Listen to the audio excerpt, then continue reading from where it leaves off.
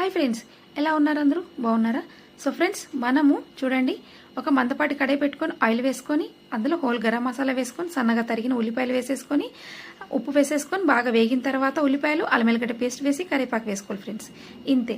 మనం చికెన్ కనిపిస్తుంది కదా, చికెన్తో ఏం చేసుకోబోతున్నాం అంటే ఆంధ్ర చికెన్ ఫ్రెండ్స్. ఎలా ఏంటో చూసేయండి. చూడండి, చికెన్ కడిగాము, మనం ఉప్పు పసుపు అంటించి మ్యారినేట్ చేసి ఫ్రిడ్జ్లో పెట్టాము. ఇప్పుడు చికెన్ వేసిన తర్వాత మగ్గిన తర్వాత కారం పసుపు వేస్తున్నాం ఫ్రెండ్స్. ఇంకా అంతే. దీని తర్వాత చూడండి, మనము కొబ్బరి తీసుకున్నాము, 1 టేబుల్ స్పూన్ గసగసాలు తీసుకున్నాము, అండ్ టమాటాలు ఒక 3 తీసుకున్నాం. మిక్సీ కొట్టాం, వేసాం. చికెన్ మగ్గిన తర్వాత వేసాము, కలిపాము, మూత పెట్టుకొని. ఇప్పుడు చూడండి, ఫైనల్గా మగ్గింది.